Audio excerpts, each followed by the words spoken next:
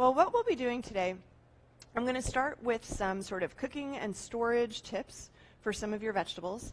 I'll go into some non-cooking tips, more like emotional health when it comes to your CSA, okay? And then also some maybe meal preparation ideas, all right? And along the way, I'll demonstrate some techniques like I mentioned. So the first thing that you're going to do when you get your box, hopefully, is take it out, take everything out and put it on the counter, right? Get everything out of the bag, get everything out of the box, and look at it. And make sure you know what everything is, okay? Because sometimes you might just be like, oh, I don't know, I'm just going to stick that back in there and don't worry about it, right? But this way you can see if anything needs a little bit of extra storage help, for example. You can match what's supposed to be there according to what you have, because sometimes there might be a packing error. You might want to contact your farm, right? So I really do recommend that you identify each veg and see how it's going to be best to store it. And again, that newsletter may give you some storage tips, but I'm going to give you some here too. So if you're sort of balancing between refrigerator or room temperature, all right, and you might be, and especially once the season progresses and you start like making bargains with the refrigerator, like just one more thing. Right? So I find that leafy greens, not only leafy greens, but most produce does well in the refrigerator, okay? The first thing you want to make sure about your refrigerator is that it's at the proper temperature. Do y'all know what that temperature should be? Okay, you want it to be 40 degrees, okay?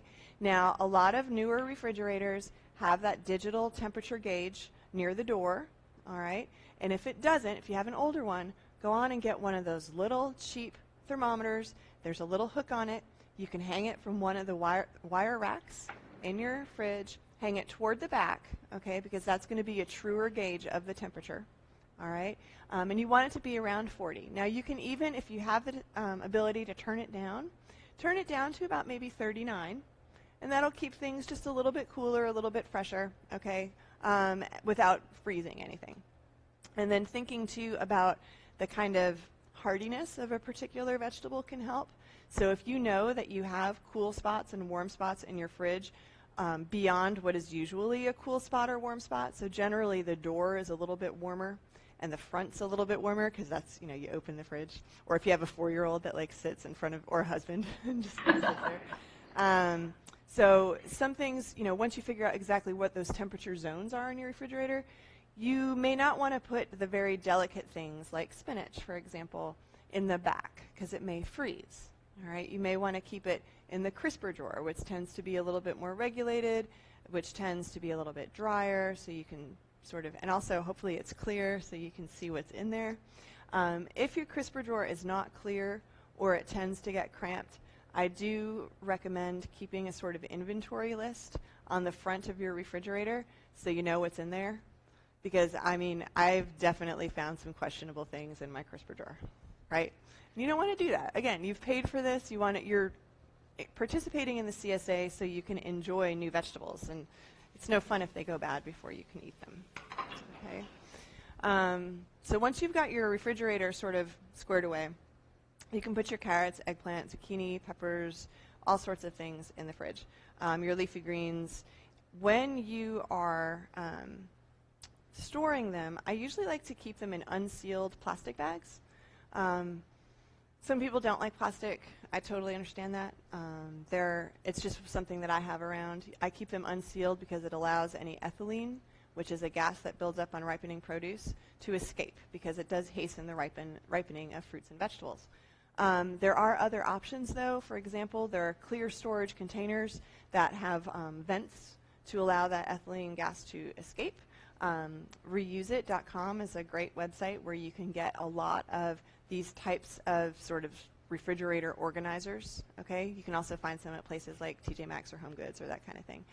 But the clearer your storage container, again, the better chance you have of actually seeing and knowing what's in there and using it, okay? Major exception to the refrigerator rule is tomatoes, right? So you want to keep your tomatoes out at room temp.